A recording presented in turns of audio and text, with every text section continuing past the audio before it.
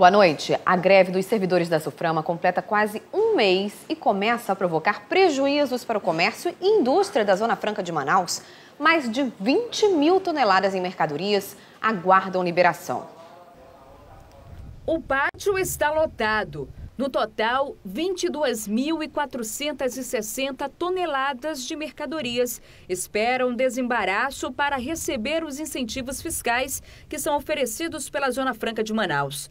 São produtos como geladeiras, fogões, móveis e até alimentos. Cada carreta como essa tem capacidade para 22 toneladas. Hoje, em Manaus, 1.127 estão paradas, aguardando a liberação da Suframa. São quase 400 milhões de reais em mercadorias presas. E se continuar assim, o mercado pode ficar desabastecido.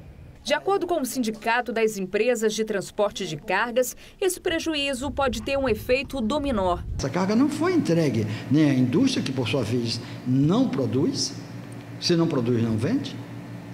A carga, grande parte dessa carga, desse volume, não foi entregue ao comércio, que por sua vez, se não tem a mercadoria em sua prateleira, também não vende. Se não vende, não gera ICMS e a riqueza fica represada. Isso significa que todos nós estamos sendo afetado por isso. A greve dos servidores da Suframa começou no dia 21 de maio e, segundo os grevistas, eles estão seguindo uma determinação da Justiça que estabeleceu o prazo de 10 dias para liberar as cargas. A decisão do juiz Rafael agora determinou que o poder de polícia e fiscalização volte para a Suframa e agora nós estamos dentro da normalidade da greve, isto é, estamos cumprindo os 30%, mais a liberação de alimentos essenciais, medicamentos e materiais hospitalares. Mas a disposição é manter a paralisação até que seja vetada no Congresso a decisão da presidente Dilma, que não permitiu os reajustes da categoria. Diante da insensibilidade do governo federal e até ele não demonstrar nenhuma disposição em resolver o problema dos servidores da instituição, nós partimos por esse caminho da derrubada do veto. Então essa é a condicionante para que a gente saia da greve. E hoje o IBGE divulgou dados do comércio aqui no Amazonas referentes ao mês de abril, quando essa greve ainda não tinha começado. Vamos falar ao vivo com a repórter Samira Benoliel. Boa noite, Samira.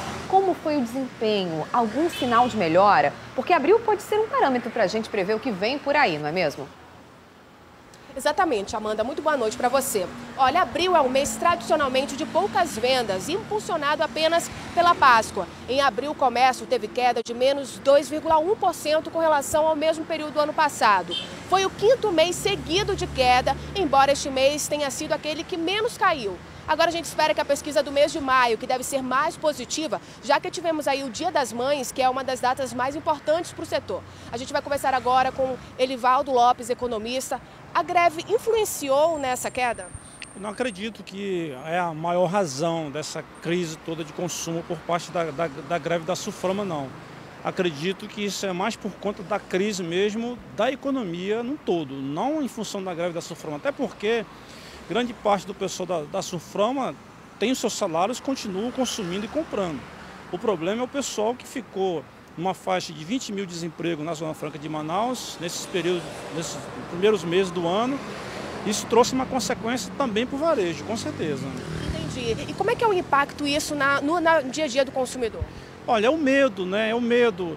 Você tem uma perspectiva não otimista para o futuro tão curto, né? Você tem as pessoas ficando desempregadas, comprando muito pouco, caindo no consumo, e quem está empregado comprando também com muito cuidado para não atropelar e não saber se vai ser um desempregado no futuro também próximo. Então, todo mundo está com expectativas assim meio temerária para a economia que está paralisada praticamente. Então, a expectativa não existe.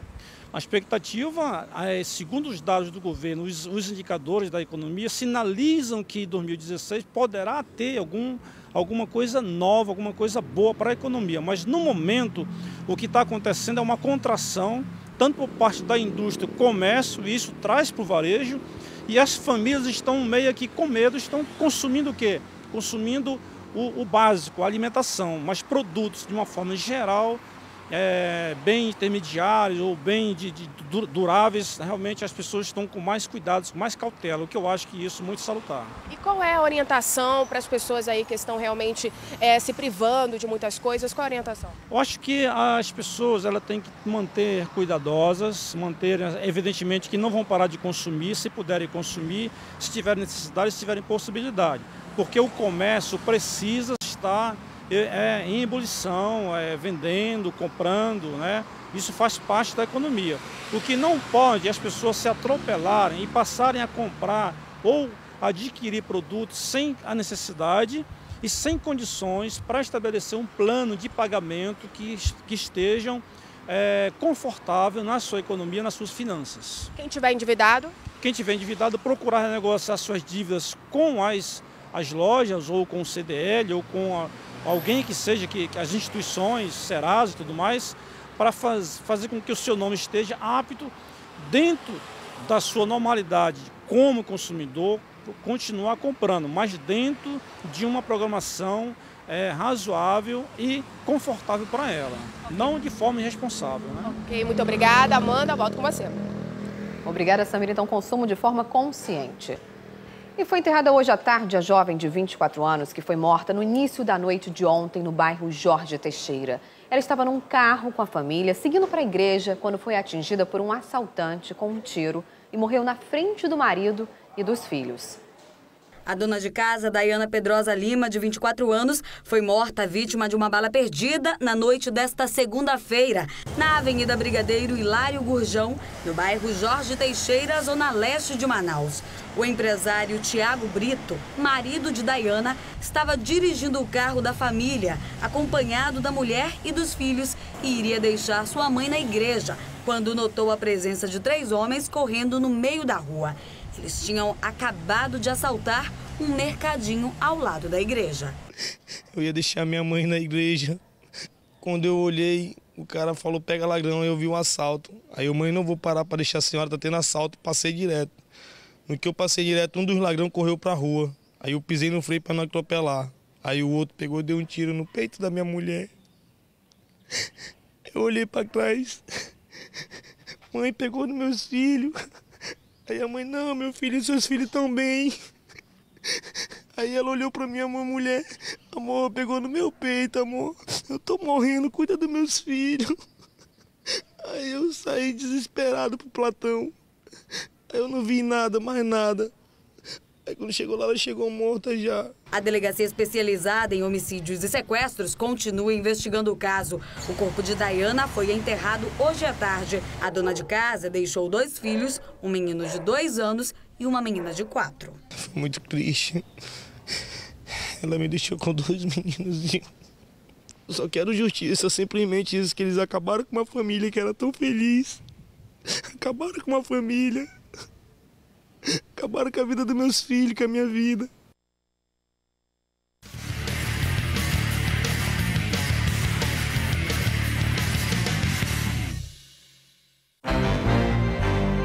Um homem foi morto a tiros por um suposto policial depois de assaltar um micro-ônibus e agredir o motorista no conjunto Boas Novas, na Zona Norte. Antes de ser morto, o assaltante, durante a fuga, ainda tentou entrar numa casa. A Delegacia de Homicídios está apurando o caso. Uma detenta grávida de 6 meses fugiu quando foi fazer exame pré-natal na Policlínica Sávio Belota, no bairro Santa Etelvina, na Zona Norte. Ela pediu para ir ao banheiro e aproveitou a distração dos policiais e escapou por uma escola que fica atrás da unidade de saúde.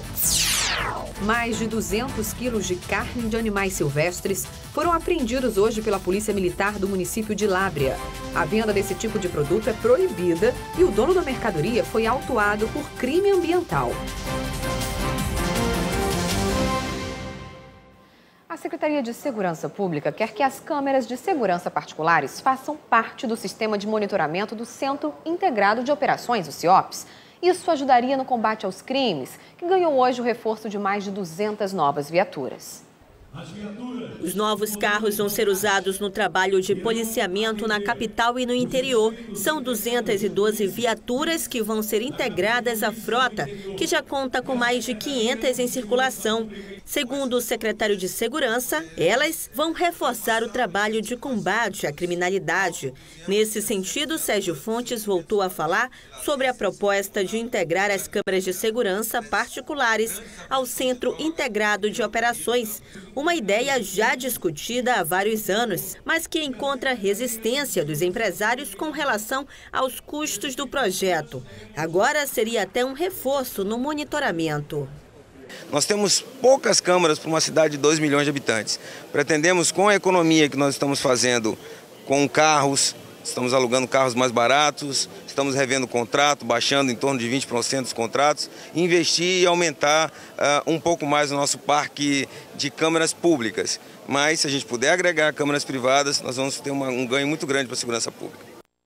Agora à tarde, peritos da Polícia Civil fizeram a reconstituição da morte da soldado PM Deusiane da Silva Pinheiro, de 26 anos, encontrada morta em abril numa das bases da Polícia Ambiental. O trabalho é para levantar indícios de suicídio ou homicídio. Samira Benoliel.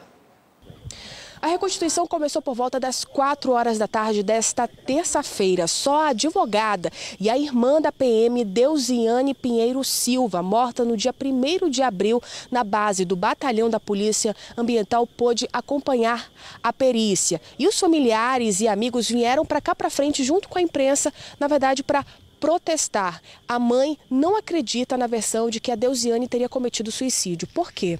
Porque ela vinha sofrendo ameaça pelo Elcio há 6 meses. E ele disse que se ela terminasse o relacionamento, ele mataria ela. Quem é Elcio? Elcio é um cabo da Polícia Ambiental. Ele estava só ela e ele na hora que aconteceu o acidente, né? Ele matou a Deusiane porque estava só ele e ela. Já ficou comprovado que a bala que matou a Deusiane saiu da arma dele. Então eu posso afirmar, como sempre eu afirmei, ele matou a Deusiane, porque ele vinha ameaçando e disse que ele mataria ela, me mataria e mataria os crioulos, que são meus filhos adotivos. Eu pergunto assim, o comandante da Polícia Ambiental, por que ele não foi flagranteado? Por que ele é blindado? Ele tem privilégio? Por que ele tem privilégio? Se fosse no outro caso, ele estaria preso. Por que ele está solto? A senhora acredita que essa reconstituição não vai adiantar muito? Eu acredito que após essa reconstituição venha haver justiça. Eu acredito que vai haver justiça sim, em nome de Jesus. Ok, muito obrigada. O laudo pericial deve sair daqui a 60 dias. Samira Benoliel para a Crítica na TV. Hoje, mais 3 municípios do Amazonas entraram em situação de emergência por conta da cheia. Japurá, Careiro e Maués entraram nesta terça-feira na lista emergencial da Defesa Civil do Estado. Sobem para 47 o número de municípios em situação de emergência. E Boca do Acre é o único em estado de calamidade pública, mas já apresenta descida gradativa do nível do Rio Purus. Ao todo, mais de 15 mil pessoas já foram afetadas pela subida dos rios e vão fazer parte do cronograma de atendimento humanitário do órgão. No total, a Defesa Civil do Estado já distribuiu mais de 500 toneladas de alimentos não perecíveis às famílias afetadas pela enchente em todo o Amazonas. Ontem nós mostramos como está a situação do município de Anamã com a cheia deste ano. Agora vamos mostrar como os moradores da cidade têm enfrentado a falta de condições sanitárias e de água potável na região. Com o hospital da cidade debaixo d'água, os atendimentos precisam ser realizados na balsa hospital do governo do estado. 9 anos, cara de menino Peralta e o resultado de uma queda durante uma brincadeira. Clebson quebrou o braço, se tornou um dos pacientes da balsa hospital. Eu cheguei lá de casa e fazer curativo e meu braço estava muito inchado e a mulher me internou aqui. Aí o doutor disse, só se eu tiver mais melhor amanhã eu vou sair. Se não tivesse esse barco hospital, como é que você ia tratar esse braço quebrado? Nós ia para outra cidade. A balsa foi a única alternativa encontrada para resolver o problema da falta de assistência médica, porque o único hospital de Anamã está fechado depois de ser invadido pela água. Nessa época, o rio estabilizou, vai começar a baixar e começam a aparecer que tipo de doenças? São as doenças diarreicas, né? Aí a criança chega, ou adulto, ou jovem, chega com vômito, com diarreia, com febre, é um mal-estar geral. E as dermatoses, doenças da pele, Então nós temos muito, porque essa água é contaminada. O hospital flutuante tem enfermaria, farmácia e uma equipe com mais de 10 médicos, técnicos e enfermeiros. A balsa hospital chegou em Anamã em abril e deve permanecer por aqui até meados de agosto. Pelo menos esta é a previsão inicial. Isso porque até o atendimento médico no município depende do comportamento da natureza. Caso o rio não seque a tempo, para que haja reestruturação do hospital fixo e ele volte a funcionar, esta balsa continua por aqui por pelo menos mais um mês. É bom, né? Porque o hospital entra na água e isso aqui vem para receber a gente, né, como doente, para manter, né, a saúde da gente. Outros problemas vieram com a cheia, como o acúmulo de lixo, o entupimento de galerias de esgoto e a presença de animais peçonhentos. A água misturada a tanta sujeira é a principal responsável por boa parte das doenças registradas nesta época do ano em Anamã. Mas seu Francisco parece não se importar com isso. O senhor faz comida com essa água aqui? É, senhor. É. Não é poluída? Não, não. Na água não pega nada, meu irmão. Na água não pega nada. Essa água, com certeza, está contaminada. Esse é um futuro paciente. Questão de dias ele chegar até a unidade com problemas já citados. Diarreia, dermatose, vômitos, febre, mal-estar geral. A criançada também não se importa. Transforma os riscos em brincadeira.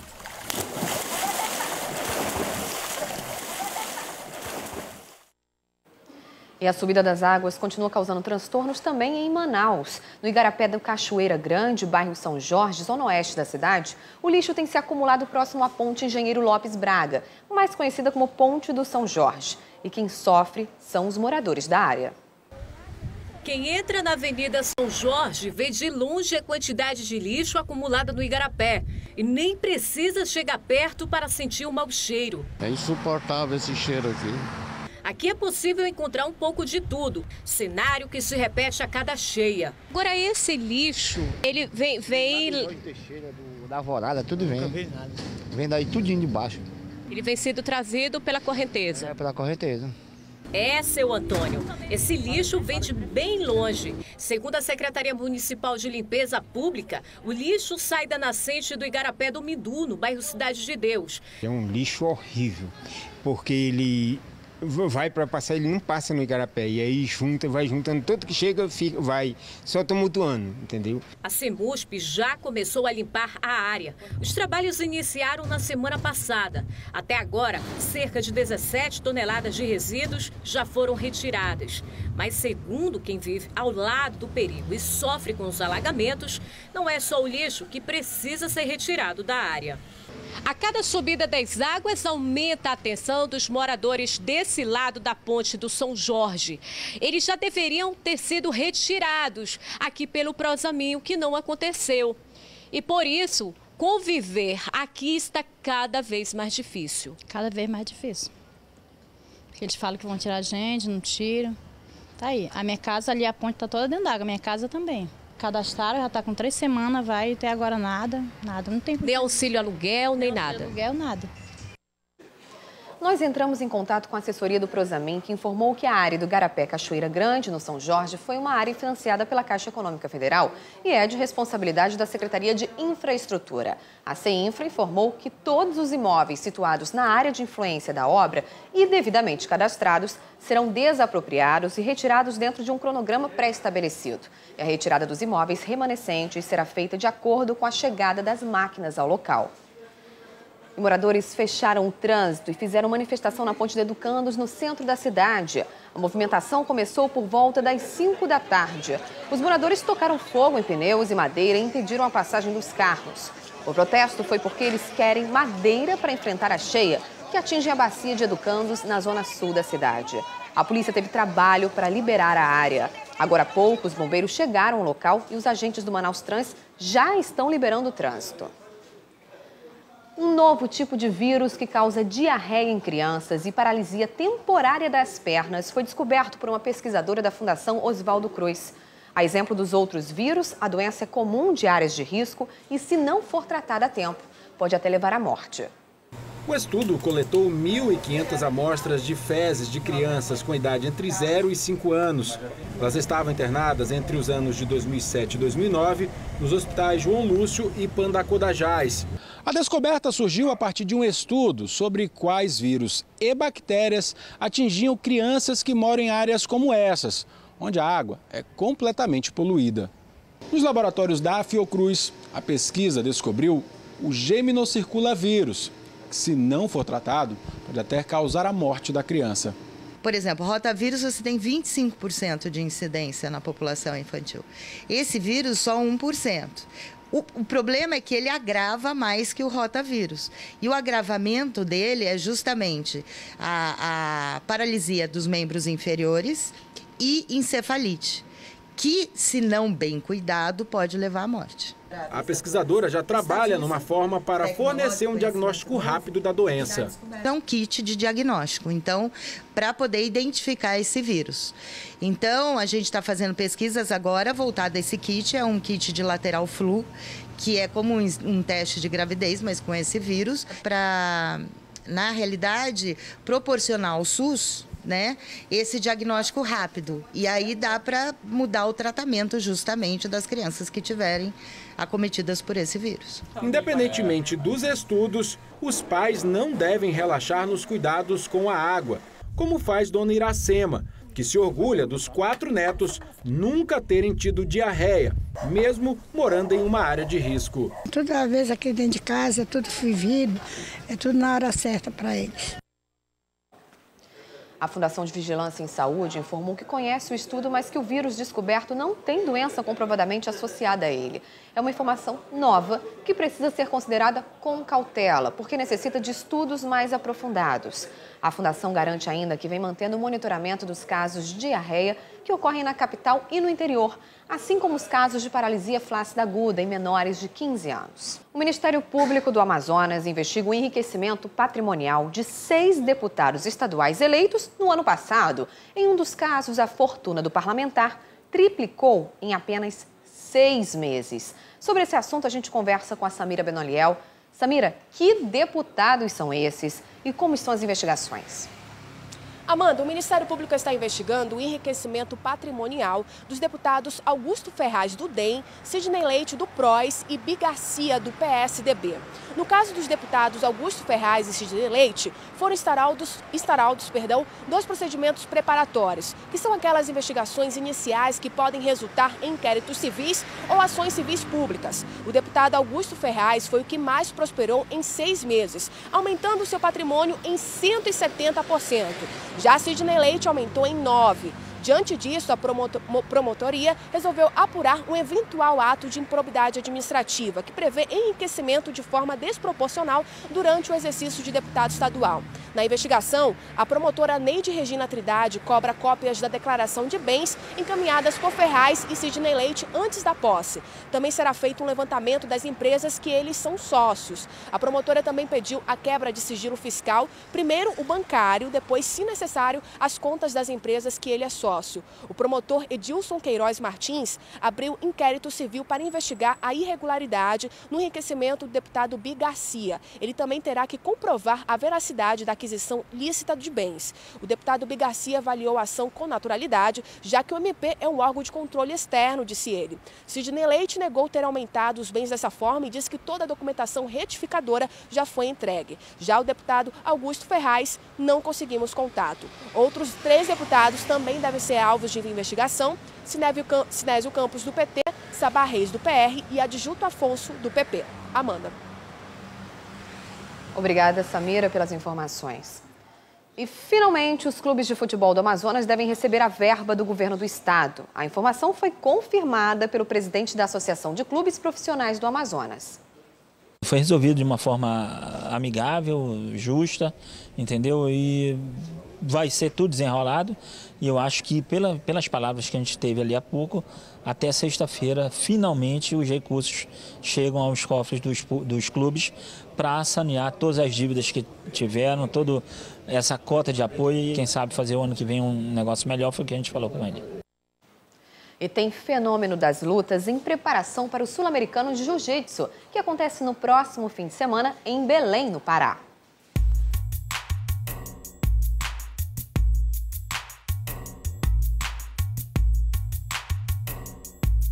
Meu nome é Gabriela Mecombe, tenho 17 anos e sou faixa roxa de jiu-jitsu. Mesmo com a pouca idade, essa atleta é dedicada e já acumula títulos. Só este ano ela foi bicampeã mundial, campeã pan-americana, campeã amazonense e também conquistou a Copa América. Este fim de semana ela disputa o sul-americano da modalidade em Belém. E para essa competição, tranquilidade total. Cada campeonato é qualquer um campeonato. Todos são iguais, mas depende das lutas, de quantas lutas você vai fazer, com quem você luta.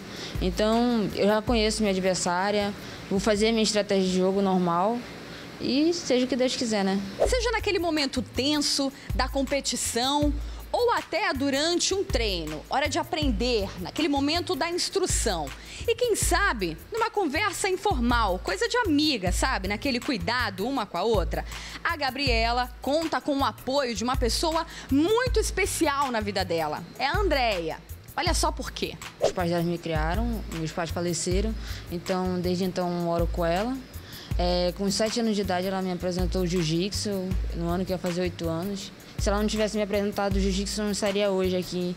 Então, eu devo tudo a ela. E a prima que virou irmã e hoje é treinadora de Gabriele fala com orgulho das conquistas da atleta. Para mim é muito gratificante mesmo. Mais gratificante é a pessoa reconhecer isso, que tem uma pessoa ali te ajudando, né? Que ela sempre lembra, posta em Face, Instagram, sempre marca, sempre lembrando de onde ela veio. E é isso. É algo que te emociona? Ai, me emociona muito. Nossa, quando ela pegou a faixa roxa, chorei demais. E sobre os planos para o futuro, a Gabriele faz mistério. Não posso contar. Não pode contar? Vai fazer mistério? Melhor surpresa. Tá certo, então a gente vai ficar esperando, tá bom? Tá bom, então.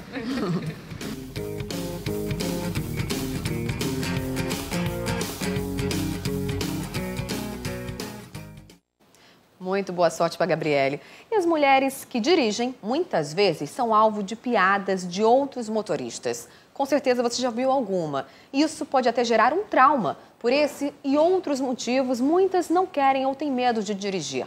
Pensando nisso, uma empresa resolveu atender essa demanda e tentar mudar esse quadro.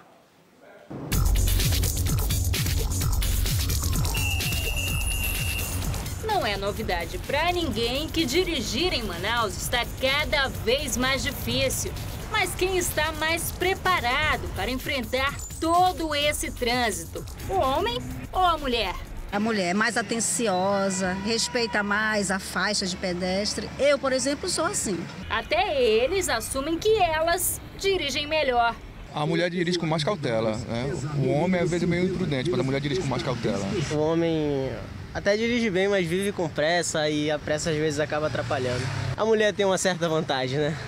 O ditado que diz que mulher no volante é perigo constante já foi ultrapassado há muito tempo. Prova disso é o resultado de um estudo realizado por uma seguradora do Reino Unido. Em um total de 30 pontos, as mulheres alcançaram 23. Já os homens, apenas 19. E a diferença nessa balança continua. A pesquisa fez vários comparativos e aponta, por exemplo, que 85% das mulheres reduzem a velocidade ao se aproximarem de um semáforo amarelo, enquanto que entre os homens o número cai para 44%.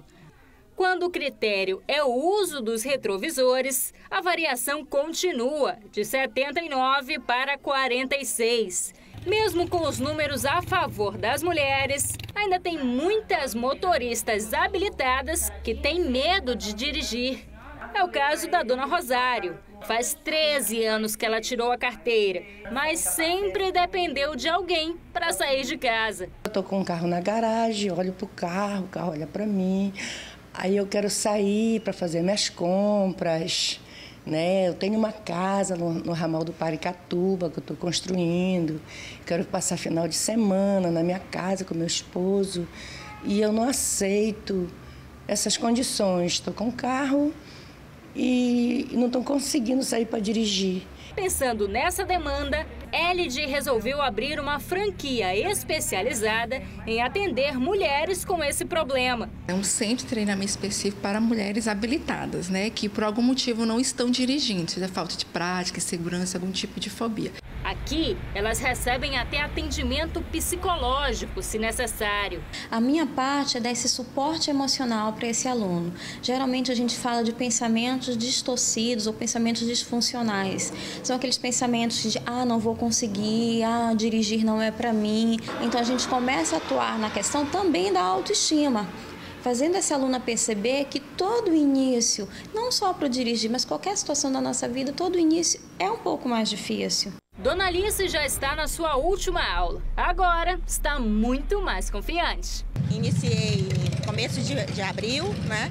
E graças a Deus eu já estou levando o meu carro. Graças a Deus. Agora Manaus vai ser pequena.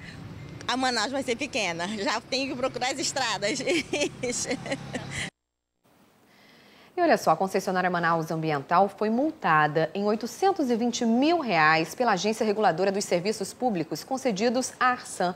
Segundo o relatório técnico, a empresa fornecedora de água e esgoto abriu diversas valas pela cidade e não concluiu os serviços, deixando verdadeiras crateras em vias públicas. Esses buracos estariam causando inúmeros transtornos e prejuízos à população, como acidentes de trânsito, e por isso o valor arbitrado foi tão expressivo. A Manaus Ambiental ainda pode recorrer da penalidade. Uma escola de balé clássico comemora 10 anos de atividades em Manaus e presenteia o público com exposições e aulas gratuitas. As alunas da escolinha ficaram encantadas com a exposição de figurinos usados em apresentações clássicas, como Copélia, Gisele e o Quebra-Nozes. Durante esses 10 anos, nós fazemos vários espetáculos, trabalhamos com crianças, jovens e adolescentes. Então, a ideia de fazer a exposição é trazer um pouquinho da lembrança de cada uma das apresentações que foram realizadas pela escola e também fazer assim, com que as pessoas venham conhecer um pouco do nosso trabalho. Até sábado, no Les Artistes Café, no centro de Manaus, tem também aulas gratuitas de balé e a apresentação de quem já pratica a dança. Elas começam a aprender desde cedo, não só sobre alongamento, sobre as coisas que fazem bem para o corpo, sobre a saúde delas, mas elas começam a aprender sobre a disciplina, começam a ter mais noção sobre a consciência corporal delas. Para as mães das pequenas bailarinas, o maior orgulho é vê-las dando os primeiros passos. Fico muito feliz porque ela gosta, acima de tudo, ela adora, ela fica contando as horas para vir para a aula, o que demonstra que ela está num lugar certo, né? Um lugar próprio para ela, respeita a idade, respeita as limitações. Uma gracinha as pequenas bailarinas. E a gente fica por aqui. Não deixe de participar da nossa programação. É só enviar e-mail para criticanatv@critica.com com suas sugestões. Uma ótima noite para você e até amanhã.